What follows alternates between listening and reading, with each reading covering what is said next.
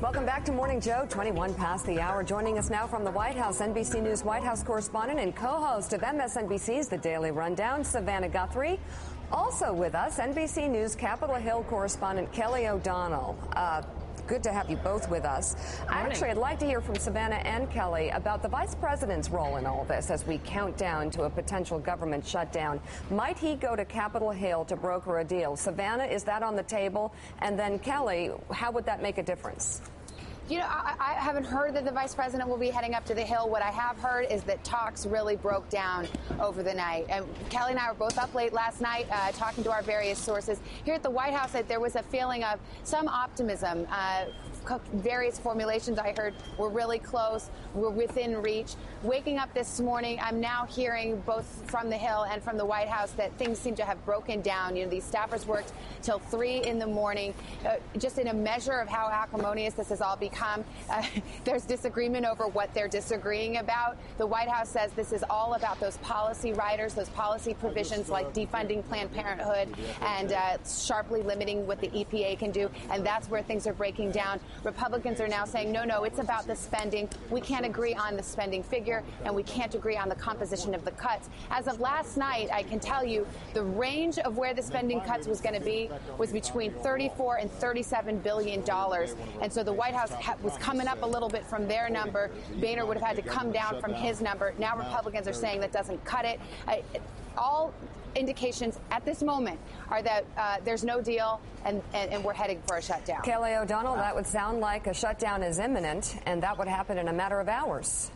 Well, it could, and I'll just flesh out a few things because Savannah and I are hearing a lot of the same information. I've just talked to some folks who say after they broke up at 3 a.m., they're planning maybe to get together about 8 a.m., and they believe that the EPA issue, one of those riders we've been talking about, has been resolved, and there are some voices who are saying the only thing left is what's known as Title 10, and that's the government funding code for the health centers, the family planning centers, and that is Planned Parenthood and the $300 million that it gets from the federal government. And then, as you heard Savannah say, you hear other voices talking about how it really still is about a few $billion. Proposals exchanged back and forth through the night, and it looks a bit grim at the moment because when you talk about something like Planned Parenthood, you've got deeply entrenched views on this. Now, certainly the White House would prefer to say that it's only about Title 10 or Planned Parenthood now because that puts the Republicans in a bind and gives the appearance that it is only about social issues that the divide really is right now. So not being in the room, it's hard to know exactly what the temperature is.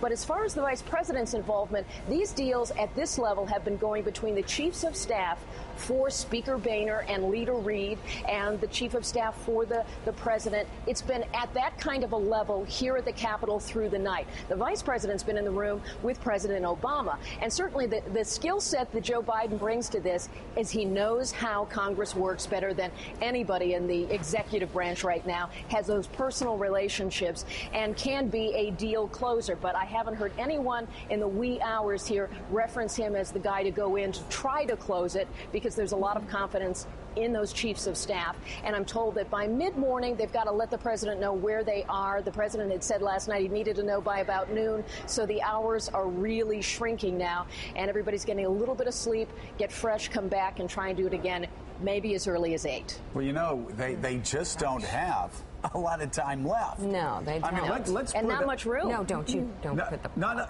Don't. What's that, Chris?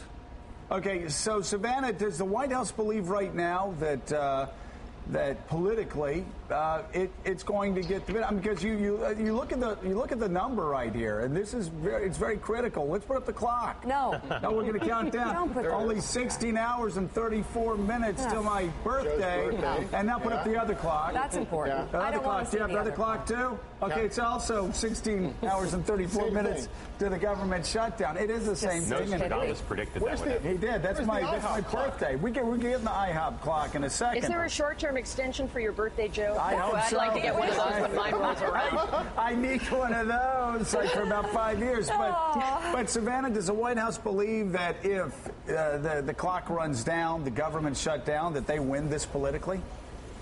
I think the White House believes they'll win it politically, but I will say they really don't want a government shutdown. And the reason also has to do with politics. Yeah. They really believe If the government shuts down, there will be a deleterious effect on the economic recovery. If something happens to the economic recovery, if this were a protracted shutdown, it's President Obama who will pay for that.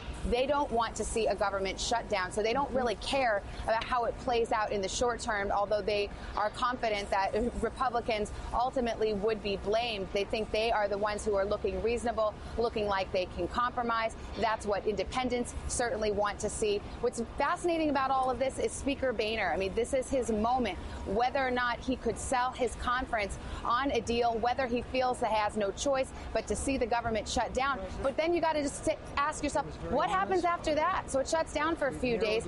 How does this deal get better for Speaker Boehner? Does it get better with age like fine wine? Probably not. And so you just have that question of what is the end game here? That's a good question. And Kelly O'Donnell, before you go, is there, in your estimate, any political win for the Republicans in light of a government shutdown? I don't see it. I think they lose probably a little bit more of this. The only thing that they can probably hope to achieve is to have changed the conversation enough to say that the public really does believe there needs to be deeper spending cuts. For them, this really needs to be about spending for the broader audience and not about the social issues. For their base, those social issues matter, but for the wider audience and independent voters, it's got to be about reducing the deficit. And there is certainly more national interest in that now more than ever. Kelly O'Donnell and Savannah Guthrie, thank you very much. You can catch, by the way, Chuck and Savannah on the Daily Rundown at 9 o'clock Eastern Time on MSNBC. And let me ask you, Mark Alprin, about who wins, who loses.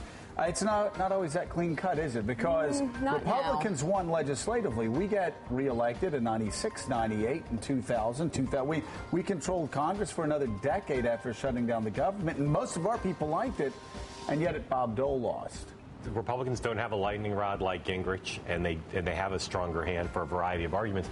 Kelly put her finger, I think, on the right person, which is John Boehner. How he handles this, he's going to lose some Republicans on any deal. There's just some conservatives who won't vote for it. Can he work with Democrats to get to a majority? That is, I think, an answer to the question, not just of whether there's a shutdown, but also about who gets the blame. And what's the long-term impact on John Boehner if he rolls, let's say, 30 or 40 conservative freshmen?